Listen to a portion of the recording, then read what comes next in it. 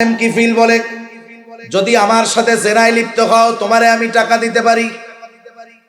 দরিদ্রতার প্রয়োজনীয়তার কাছে মহিলা হার মেনে গেল। জালেম কিফিলের শর্তে মহিলা রাজি হয়ে গেছে। নির্ধারিত দিন জালেম কিফিল মহিলার বাড়িতে হাজির। হাদিসের মধ্যে আসছে একেবারে মহিলার উপরে চেপে বসেছে জালেম কিফিল। মহিলার চেহারাটারে অন্যদিকে ঘুরায় রাখছে আর কান্না করে থরথর করে কাঁপে। একজন গেছে ফুর্তি করার জন্য, আর একজন কান্না করে। কিফিল বিরক্ত হয়ে বলে, মহিলা কান্না করো কেন? আমি কি তোমারে জোর করেছি নাকি? আমি তো তোমাকে কোনো জোর জবরদস্তি করি নাই, তুমি তো স্বেচ্ছায় শর্ত মেনে নিয়েছো। মহিলা কান্না জড়িত কণ্ঠে বলে, কিফিল, আমি জীবনে কোনোদিন এমন পাপের সাথে জড়িত হই নাই। আল্লাহর ভয়ে কান্না করি কিফিল, আল্লাহর ভয়ে। আমি জীবনে কোনোদিন এমন পাপের সাথে জড়াই নাই। মহিলা বলে, কিফিল বলে, তাইলে আজকে কেন রাজি হলাম? বলে, কিফিল, আমার বাপ আমাকে তোমার শর্তে রাজি হইতে বাধ্য করেছে। মহিলার তো চিন্তা, হারে যদি জেনা করার পরে মারা যায়, আল্লাহর সামনে জেনাকারিনী হিসাবে উপস্থিত হওয়া লাগবে। ওই যে কিফিল রে মহিলা বলছে, কিফিল, আল্লাহর ভয়ে কান্না করি। কিফিল হয়তো চিন্তা করে দেখছো, একজন মহিলা পাপ করে নাই, অভাবে পড়ে পাপ করতে বাধ্য হচ্ছে, তাই এত তার ভয়। আর আমার তো পাপের কোনো অভাব নাই, গোটা হায়াতে এমন কোন পাপ নাই আমি করি নাই। আর মহিলা পাপ করে নাই, কিন্তু বাধ্য হচ্ছে পাপ করতে অভাবের কারণে, স্বেচ্ছায় নয়। থরথর করে কাঁপতেছে আল্লাহর ভয়ে। হয়তো এই যে মহিলা বলছে আল্লাহর ভয়ে কাঁপি কাঁদি, এই কথাটা হয়তো কিফিলের কান দিয়ে হৃদয় পর্যন্ত পৌঁছায় গেছে।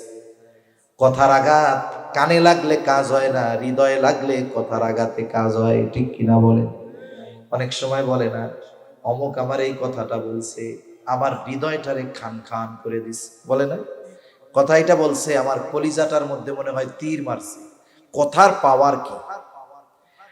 জালেম কিফিলের অন্তরে হয়তো পৌঁছায় গেছে, কিফিল, আল্লাহর ভয়ে কান্না করি। কিফিল এবার উঠে দাঁড়িয়ে গেল, কাপড় পরিধান করে, আর বলে, মহিলা, আমি তোমারে ওই 60 দিরহাম সাদকা করে দিলাম, মাফ করে দিলাম। আল্লাহর শপথ, আজকে থেকে আমি আর আল্লাহর নাফরমানি করব না। খালেস ভাবে তওবা করে কিফিল বাড়িতে চলে যায়। ঘটনাক্রমে ওই রাতটা ছিল জালেম কিফিলের জীবনের শেষ রাত।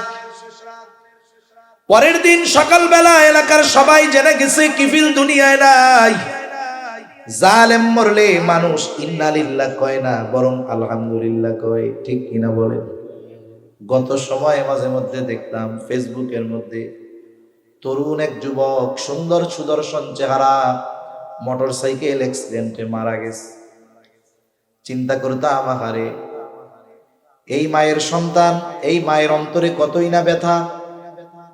এই সন্তানের লাশ তার বাবা কেমন করে কাঁধে নিবে? কারণ দুনিয়ার মধ্যে সন্তানের লাশের চাইতে ভারী পিতার কাঁধে আর কোনো কিছু হতে পারে না। ভেতরে ঢুকতাম, দেখি অবস্থা কি। এখন ভেতরে ঢুইকা দেখি কমেন্টসে ইন্না লিল্লাহ নাই, খালি আলহামদুলিল্লাহ। কি হয়েছে? কয় আরো আগে মরলে ভালো হইতো। চিন্তা করে দেখেন, একজন মানুষের মৃত্যুতে কেউ ইন্না লিল্লাহ বলে না, কেমন জীবন! এজন্য কবি কত সুন্দর কথা বলে, তুমি যেদিন এসেছিলে ভবে, কেঁদেছিলে তুমি, হেসেছিল সবে। এমন জীবন তুমি করিও গঠন, মরণে হাসিবে তুমি, কাঁদিবে ভুবন। আল্লাহ এমন জীবন আমাদের দান করেন, বলি আমিন। কিফিল মারা গেছে, এলাকার মানুষ মিছিল দিছে, আনন্দ করে। কিফিল মরছে, জালেম মরছে। আল্লাহ তাআলা কুদরতি ভাবে কিফিলের দরজার উপরে লিখে দিয়েছে, ইন্নাল্লাহা ক্বাদ গফারা লিল কিফল। তোমরা কিফিল রে জালেম বলিও না। কিফিল তো রাতে তওবা করছে, আর যে তওবা করে সে কি জালেম থাকে নাকি? এই জন্য রহমতের নবী বলেন আত্তাইবু মিনাজ যামবি কামাল্লা যামবালা। নবীজি বলেন যে গুনাহ থেকে তাওবা করলো সে কেমন যেন কোন গুনাহই করে নাই, তার কোনো গুনাহ থাকে না। আল্লাহ তাআলা জানায় দিলেন কিফিল রে জালেম বলো না, কিফিল তাওবা করেছে, কিফিল রে আল্লাহ মাফ করে দিয়েছে, জান্নাতের বাসিন্দা বানায় দিয়েছে। সুবহানাল্লাহ বলেন। এই কিফিল আল্লাহর প্রিয় পাত্র হয়ে গেছে। তাওবার মাধ্যমে 100 হত্যাকারী ব্যক্তি আল্লাহর কাছে প্রিয় হয়ে গেছে। আমি চ্যালেঞ্জ দিয়ে বলতে পারি ওদের মতো পাপ আমাদের মধ্যে কেউ করে নাই, ঠিক কিনা বলেন? এরপরেও কার কোন পাপ আছে কেউ জানে না। হায়াতের কোন নির্দিষ্ট নির্দিষ্ট সময় আছে, তবে জানা নাই, বলা যায় না এই রাত আমার আপনার জীবনের শেষ রাতও হতে পারে কি পারে না। কত যুবক সুস্থ অবস্থায় রাতে ঘুমায়, সকালবেলায় আর তার ঘুম ভাঙে না। হাজারো ঘটনা ঘটে। কত মানুষ সুস্থ অবস্থায় বাড়ির থেকে বের হয় আর ফিরে আসে না। হতে পারে আমার আপনার জীবনের শেষ রাত এটা, হলেও হতে পারে। এজন্য আমাদের উচিত প্রত্যেকটা ক্ষণকে জীবনের শেষ ক্ষণ মনে করা, শেষ সময় মনে করে আল্লাহ তাআলার কাছে বেশি বেশি তাওবা ইস্তেগফার করা। আলোচনা আর বেশি লম্বা করব না, মূল কথা কয়েকটা বলে শেষ। আমরা আল্লাহর দিকে ফিরতে চাই, সবাই চাই না ইনশাআল্লাহ? এখন যদি আমি আপনি চাই আমার আপনার তাওবা কবুল হোক, তাহলে ইমাম নববী রাহমাতুল্লাহি আলাইহি বলেন তাওবা কবুলের শর্ত হলো 3টা। কয়টা? জোরে কোন। যদি বান্দার হক সম্পৃক্ত না থাকে তাহলে 3টা, আর যদি বান্দার হক সম্পৃক্ত থাকে তাহলে 4টা। বলে 1 নাম্বার, যেই গুনাহ সে করতো সেটা থেকে ফিরে আসবে, বাদ দিবে, এটা হলো তাওবা। তাওবা ইয়াতুবু, প্রত্যাবর্তন করা, ফিরে আসা। তাহলে 1 নাম্বার শর্ত। যদি তাওবা কবুল করাতে চাই, আল্লাহর কাছ থেকে যদি মাফ চাই, আল্লাহর কাছ থেকে যদি ক্ষমা পেতে চাই, 1 নাম্বার গুনার থেকে ফিরতে হবে, গুনাহটা ছাড়তে হবে। 2 নাম্বার ভবিষ্যতে না করার ব্যাপারে দৃঢ় প্রতিজ্ঞাবদ্ধ হতে হবে। 3 নাম্বার ওই যে গুনাহ হইছে এর কারণে লজ্জিত হয়ে আল্লাহর কাছে ইস্তেগফার করতে হবে, ক্ষমা চাইতে হবে। যদি বান্দার হক আর নষ্ট না করে থাকে, এই 3 শর্তের আলোকে যদি কেউ আল্লাহর কাছে ফিরে যেতে চায়, আসমান পরিমাণ গুনাহ যদি হয় মাফ করবে কে? তবে যদি বান্দার হক নষ্ট করে, খবরদার, এটা কিন্তু জটিল এক পাপ। রাসূলুল্লাহ সাল্লাল্লাহু আলাইহি ওয়াসাল্লাম সাহাবায়ে কেরামকে জিজ্ঞাসা করে, তোমরা কি জানো কিয়ামতের দিন কে হবে মুফলিস? সবচাইতে নিঃস্ব কে হবে? সাহাবায়ে কেরাম বলে আল্লাহ এবং তার রাসূল ভালো জানে। নবীজি বলেন কিয়ামতের দিন ওই ব্যক্তি নিঃস্ব হবে যার নামাজ, রোজা, হজ, যাকাত কোনো কিছুর অভাব নাই, নফল ইবাদতের অভাব নাই, সিয়ামের অভাব নাই, রোজার অভাব নাই, হজ উমরার অভাব নাই, কিন্তু একটা জিনিসের সমস্যা, সে মানুষের হক নষ্ট করত। মানুষের হক দুনিয়ায় আদায় করে নাই, বলে আখিরাতে করতে হবে।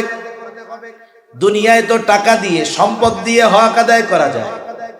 আখিরাতের কারেন্সি, আখিরাতের সম্পদ হলো নেকি। মানুষেরা যখন আল্লাহর কাছে তার ব্যাপারে অভিযোগ দায়ের করবে, তাকে তার নেকি দিয়া হক আদায় করা লাগবে।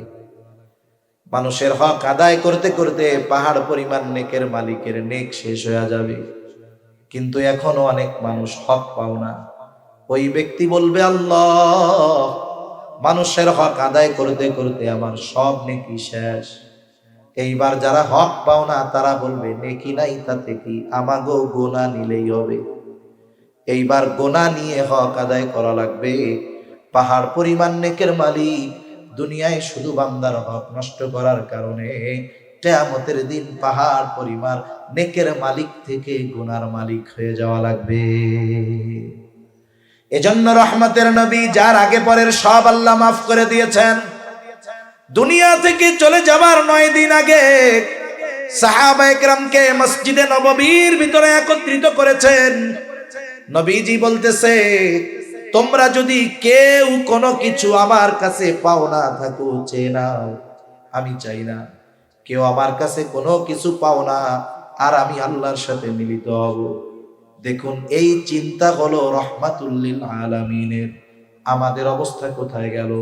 এই জন্য নবীজি সতর্ক করে দিয়ে বলেন, ওই দিনের ব্যাপারে তোমরা সতর্ক হয়ে যাও যেই দিন আল্লাহ তাআলা বাদী বিবাদীর ভিতরে ফয়সালা করে দিবে। নবীজি বলেন, কেউ যদি দুনিয়ায় অন্যায়ভাবে কথার দ্বারাও কাউকে কষ্ট দিয়ে থাকে, এই যে হক নষ্ট করলো, এটার ফয়সালাও কিয়ামতের দিন যিনি করবেন তিনি কে? তাহলে মানুষের সাথে বিনা কারণে কথার দ্বারাও যদি কষ্ট দেওয়া হয়, এটাও হক নষ্ট করা। এর হিসাবও কিয়ামতে দিতে হবে, এর বিচারও আল্লাহ করবে। তাহলে চিন্তা করেন, যারা মানুষের সম্পদ মেরে খেয়েছে, অন্যায়ভাবে মানুষকে মেরে ফেলেছে, তারা আল্লাহর কাছে কি হিসাব দিবে? এই চিন্তা যদি আমাদের মধ্যে থাকতো, আমাদের মানুষের প্রতি বিদ্বেষ, হিংসা, অন্যেরটা মেরে খাওয়ার ইচ্ছা অন্তরে আর জাগ্রত হতো না। এজন্য বান্দার হকের ব্যাপারে আমরা সচেষ্ট থাকবো ইনশাআল্লাহ। বলেন, দুনিয়া একটু কম খাইলাম তাও ভালো, আখেরাতে যেন ধরা না পড়া লাগে। এই 4 শর্ত ঠিক রেখে তাওবা করলে আল্লাহ মাফ করে দিবে, কারণ ক্ষমার দরজা এখনো ওপেন। আল্লাহ তাআলা মানুষকে 3 সময় পর্যন্ত ক্ষমা করে। কয় সময়? একটা হলো আম সময়, পশ্চিম দিক দিয়া সূর্য উঠবে কিয়ামতের আগে, একটা রাত হবে, লম্বা রাত, অস্থির হয়ে যাবে মানুষ, পশুগুলা তার গোয়ালের মধ্যে আওয়াজ করতে থাকবে, দীর্ঘ রাত। এরপরে পশ্চিম দিক দিয়া সূর্য উঠবে, কিছু দূর ওঠার পরে আবার ডুবে যাবে, এরপরে যথারীতি আবার পূর্ব দিক দিয়ে উঠবে যথাযথ নিয়মে। এই পশ্চিম দিক দিয়ে সূর্য ওঠার মাধ্যমে তাওবার দরজা বন্ধ। নতুন করে যদি কেউ ঈমান আনে, তার ঈমান আল্লাহ আর কবুল করবে না, ওই পর্যন্ত ক্লোজ। এটা আম সময়।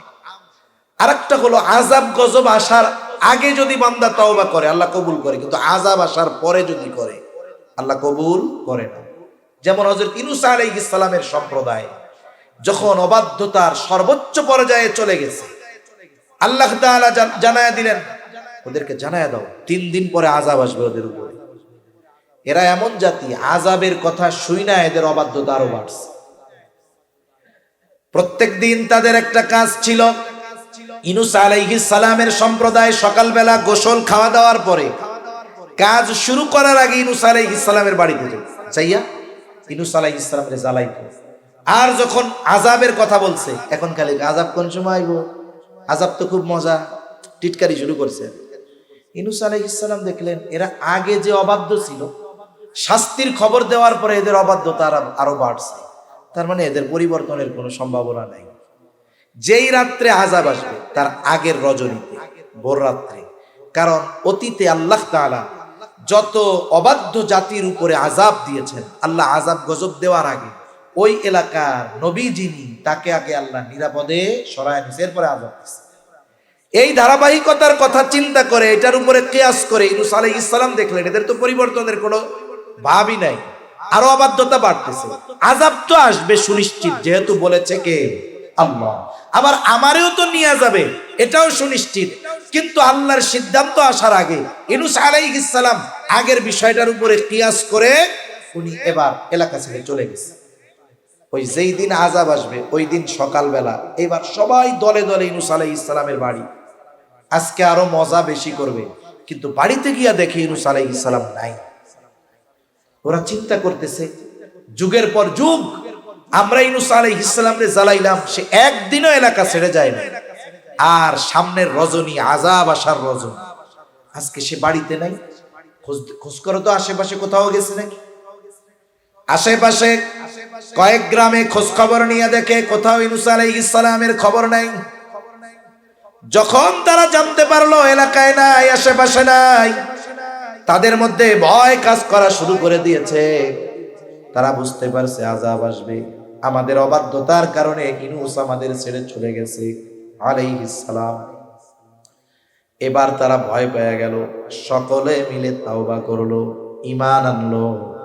আর তাদের উপরে অবাধ্যতার কারণে যে আযাব আসার কথা ছিল, ঈমান আনার কারণে আযাব আসার আগে ঈমান আনার কারণে আল্লাহ ঈমান কবুল করলেন, আর আসন্ন গজব থেকে আল্লাহ তাদের বাঁচায়া দিলেন।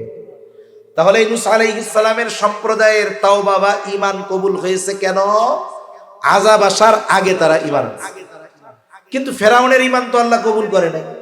ফেরাউন কিন্তু ঈমান আনার সুস্পষ্ট বক্তব্য দিয়েছে। আল্লাহই বলেছেন কোরআনে, হাত্তা ইযা আদরাকাহুল গরাকু ক্বালা আমানতু আন্নাহু লা ইলাহা ইল্লাল্লাযী আমানাত বিহি বানু ইসরাঈলা ওয়া আনা মিনাল মুসলিমিন। যখন হাবুডুবু চলতেছে, চুবনি চলতেছে, ফেরাউন বুঝতে পারছে আমার সব শেষ। এতকাল কইতো আনা রব্বুকুমুল আলা, আমি সবচাইতে বড় রব। এখন সে বুঝতে পারছে রব যিনি, তার ধরা কত কঠোর। এবার বলে আমানতু আন্নাহু লা ইলাহা ইল্লাল্লাহ, বলে আমি ঈমান আনলাম আল্লাহ ছাড়া কোনো ইলাহা নাই।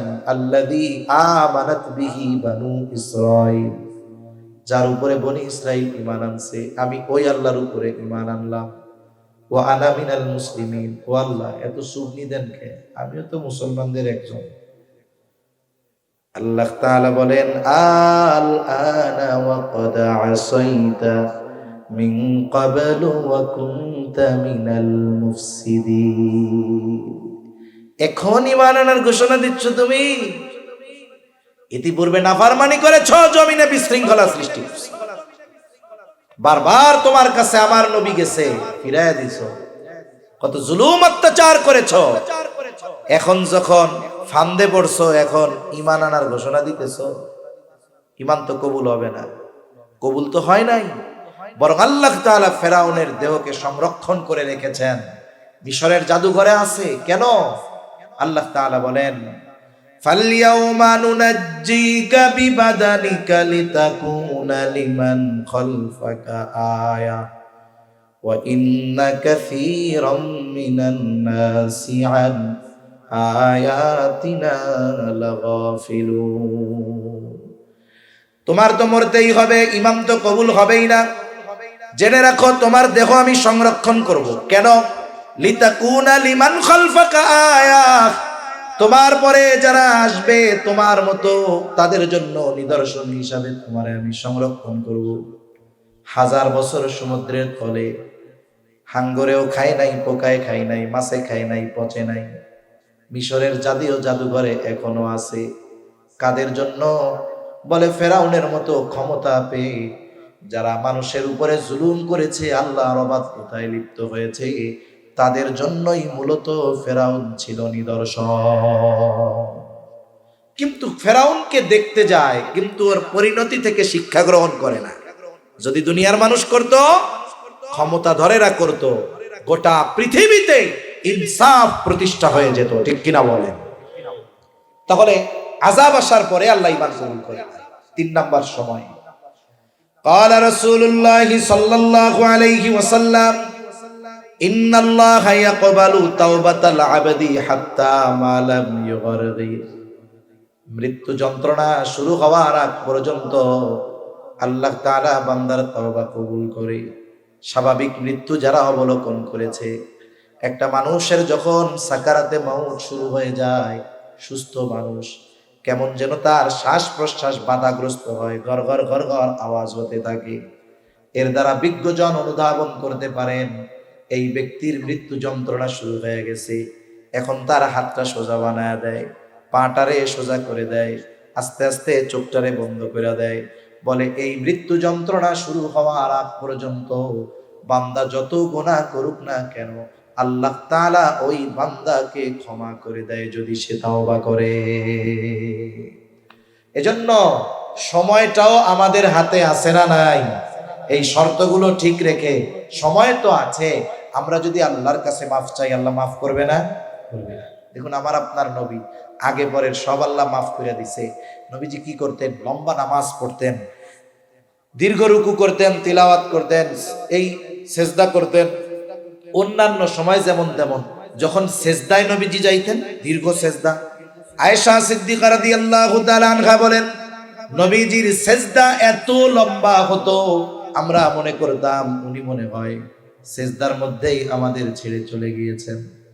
আমাদের মনে সংশয় আসতো, আমরা নবীর পায়ে চিমটি কাটতাম, নবীজি পা নড়াচড়া দিতেন, বুঝতে পারতাম যে না, নবীজি আমাদের মধ্যে আছেন। আয়েশা সিদ্দিকা রাদিয়াল্লাহু তাআলা আনহা নবীজিকে বলতেন, ইয়া রাসূলুল্লাহ, আল্লাহ আপনার আগে পরে সব মাফ করে দিয়েছে, এত কষ্ট করে আপনার ইবাদত করার কি দরকার? এটাই মূলত বোঝাতে চাইতেন।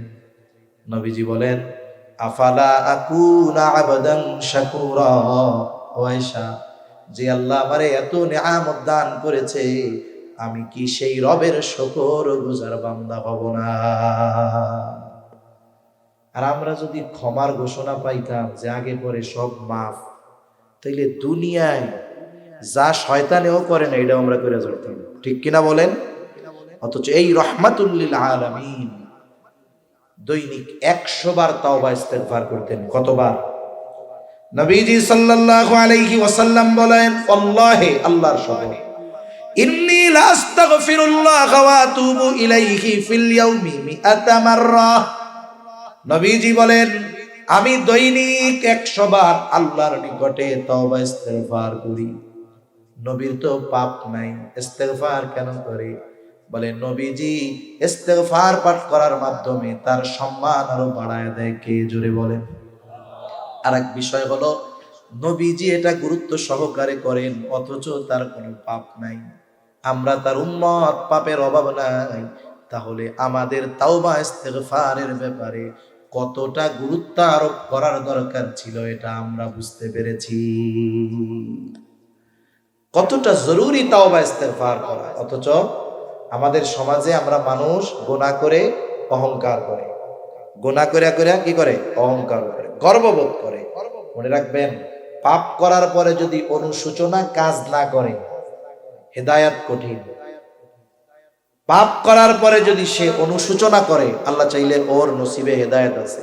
কিন্তু পাপ করার পরে তার মধ্যে যদি অনুশোচনা না থাকে, পাল্টা যদি গর্ব করে, ফখর করে, অহংকার করে, বলে এই ধরনের পাপীর পাপ তো মাপ পাবেই না, বরং তার হেদায়াত নসিব নাও হইতে পারে। এজন্য পাপ হতেই পারে, মাফ করবে কে? জোরে বলেন কে? আমরা সেজন্য পাপ থেকে ফিরবো, আল্লাহর কাছে ইস্তেগফার করব, ক্ষমা চাইবো, চাইবো তো ইনশাআল্লাহ। দেখুন, ইস্তেগফার হলো, এটা অ্যান্টিবায়োটিকের মতো। ইস্তেগফার কিসের মতো? অ্যান্টিবায়োটিকের মতো। মূল সময় শেষ, ওভার টাইম চলতেছে, যে কোনো টাইমে বাঁশি বেজে যাবে, শেষ হয়ে যাবে কথা। দেখেন, একজনের জ্বর হইছে, জ্বর হইলে কি ওষুধ দেয়? নাপা দেয়, এক্সটেন্ড দেয়, নাপা এক্সট্রা দেয়, এগুলা দেয়। ডাক্তার 1 সপ্তাহ ডোজ দিছে, সারেও না, কমেও না, বাড়েও না, কিচ্ছু হয় না, জ্বর যাই না। এখন ডাক্তার তারে কি বলে? জ্বরের ওষুধে কাজ হবে না, এখন কি লাগবে? অ্যান্টিবায়োটিক। কি লাগবে? অ্যান্টিবায়োটিক। একজনের পাতলা পায়খানা হয়েছে, 1 সপ্তাহেও সারে না, এখন ডাক্তারের কাছে ওষুধ টষুধ খাইছে, যায় না। ডাক্তার এখন বলে ওই ওষুধে সারবে না, কোন ওষুধ লাগবে? জোরে বলেন, কি লাগবে? অ্যান্টিবায়োটিক। একজনের কাইটা গেছে, সারে না, কয় এই ঘা এই ওষুধে যাবে না, কি লাগবে? অ্যান্টিবায়োটিক। তার মানে দেখেন, সব অ্যান্টিবায়োটিক এক, ট্যাবলেট কিন্তু একই, কিন্তু কাজ করে সব রোগের। ইস্তেগফার হলো আমলের অ্যান্টিবায়োটিক। বলে একটা আমল সব কিছুর কাজ করে। এই আমলে গুনাহ মাফ হয়, এই আমলে বৃষ্টি হয়, এই আমলে আল্লাহ সম্পদে বরকত দেয়, এই আমলে আল্লাহ সন্তানে বরকত দেয়, সব কিছু ইস্তেগফারের মাধ্যমে পাওয়া যায়। সুবহানাল্লাহ। তার মানে ইস্তেগফার করলে শুধু গুনাহ মাফ হয় তা না, অন্যান্য দুনিয়া আখিরাতের সকল কল্যাণ পাওয়া যায়। এজন্য আজকে থেকে আমরা দৈনিক কমপক্ষে 100 বার তাওবা ইস্তেগফার করব। করা যাবে তো ইনশাআল্লাহ? কারা কারা করবো? হাত উঁচা করি। নারায়ে তাকবীর, নারায়ে তাকবীর। মাশাআল্লাহ, হাত নামাই। ছোট্ট একটা তাওবা ইস্তেগফার, আস্তাগফিরুল্লাহাল আযীম ওয়া আতুবু ইলাইহি। বলেন আস্তাগফিরুল্লাহাল আযীম ওয়া আতুবু ইলাইহি। দৈনিক 100 বার যদি পড়ি সময় লাগবে 3 মিনিট। কয় মিনিট? কয় মিনিট জোরে বলেন? 3 মিনিট। এটা অভ্যস্ত হব কেমনে? অনেক সময় হাতে হাত দিয়ে আঙ্গুল দিয়ে তাসবিহ পড়া বেশি ফজিলত। এখন হাতে যদি তসবিহ থাকে আঙ্গুল দিয়ে পড়লে ফজিলত বেশি, কিন্তু অনভ্যস্ততার কারণে আমাদের পড়া হয় কম। হাতে যদি তসবিহ থাকে মন না চাইলেও মুখ দিয়ে আস্তাগফিরুল্লাহ আস্তাগফিরুল্লাহ বাইর হয়, ঠিক না? এজন্য তসবিহ দিয়ে পড়লে ফায়দা বেশি তা নয়, তসবিহ হাতে থাকলে জিকিরের কথা মনে হয়। এজন্য যদি স্বাভাবিক মনে না থাকে একটা তসবিহ রাখবো হাতে, দেখবেন এমনি মনে পড়তেছে। এরপরে আপনি আপনার ঘরওয়ালিরে যাইয়া এটা শেখাবেন। আপনি ঘরওয়ালিরে যেমন প্রতিদিন অনেক কথা জিজ্ঞাসা করেন, ছেলে মেয়েকে যেমন লেখাপড়ার কথা জিজ্ঞাসা করেন, বন্ধু বান্ধবের খোঁজ খবর নেন, হালকুরসি জিজ্ঞাসা করেন, অনুরূপ ভাবে ঘরওয়ালিরেও বলবেন আজকে তাওবা ইস্তেগফার পড়ছো। উনি যদি না পড়া থাকে আপনি মনে করাই দিলেন, উনি পড়লো, ওনার পড়ার সওয়াবও আপনি পাইলেন, ঠিক কিনা বলেন? মসজিদে আসছেন, মুসল্লিদের সাথে দেখা হয়, কথা হয়, জিজ্ঞাসা করব ভাই আজকে কি তাওবা ইস্তেগফার পড়ছো? দেখা গেল আপনি পড়ছেন, সে পড়ে নাই, আপনি মনে করায় দিলেন, সে পড়লো, সব আপনিও পাইলেন। এইভাবে আমাদের আমলে অভ্যস্ত হওয়া দরকার ছিল। সাহাবায়ে কেরাম একে অপরের সাথে দেখা হইলে কেমন আছো, কি খাইছো, মাইয়া কি করে, পোলা কি করে, এইগুলা বেশি জিগাইতো না। একজন আরেকজনের আমলের ব্যাপারে জিজ্ঞাসা করতো। ওই যে এক সাহাবীর সাথে আরেক সাহাবীর দেখা হইলে তারা সূরা আল ওয়াল আসর একে অপরের শোনাই আলাদা হয়ে যায়। সালাম বিনিময়ের পরে ও রে সূরা আসর শুনেছো, শুনে গেছে গা। তাহলে দেখুন আমাদেরও এইভাবে অভ্যস্ত হওয়া দরকার। সেজন্য এই আমলটা আমরা মনে রাখবো, যত কথা যেখানে থাক আর না থাক এতটুকু চিন্তা করব, যেই নবীর আগে পরের সব আল্লাহ মাফ করে দিয়েছে, সেই নবী দৈনিক 100 বার তাওবা ইস্তেগফার করতেন। তাহলে আমার তো গুনার শেষ নাই, আমার কত পরিমাণ পড়া দরকার। এই চিন্তা মাথায় রেখে আমলে অভ্যস্ত হব। আর সাথে সাথে রমজান মাস আসতেছে, রহমতের মাস, বরকতের মাস, মাগফিরাতের মাস, আসমানের দরজা খোলার মাস, জান্নাতের দরজা খোলার মাস, রহমতের দরজা খোলার মাস, জাহান্নামের দরজা বন্ধ হওয়ার মাস। এই মাসগুলাতে, এই মাসটাতে আমরা আমাদের সর্বোচ্চ পরিবর্তনের চেষ্টা করব। প্রথম মনে করব হায়াত যদি ওই পর্যন্ত আল্লাহ নেয়, কয়জন রোজা পর্যন্ত যাওয়া যাবে এর তো নিশ্চয়তা নাই। প্রথমে দোয়া করব আল্লাহ হায়াতে বরকত দেন, শাবানের বরকত দেন, বাল্লিগনা রমাদান, আমাদের রমজান পর্যন্ত পৌঁছায়া দেন। এরপরে মনে করব এটাই জীবনের শেষ রমজান, আল্লাহর রহমতের আশাকে সামনে রেখে জান্নাতের আশা, জাহান্নামের ভয়ে এইভাবে অতিবাহিত করব। এই রোজাটা যেন এমন রোজা হয়, এমন রমজান হয়, যেন এই রোজার পরে ক্ষমা যে ঘোষণা হবে ওই সময় যেন আমি সদ্য ভূমিষ্ঠ শিশুর ন্যায় নিষ্পাপ হতে পারি। এইভাবে যেন আমাদের রমজান অতিবাহিত হয়। আল্লাহ তৌফিক দান করেন। সাথে সাথে আমরা তাওবা ইস্তেগফারে অভ্যস্ত হব তো ইনশাআল্লাহ। তাহলে আল্লাহ তাআলা দুনিয়া আখিরাতের রহমত ও বরকত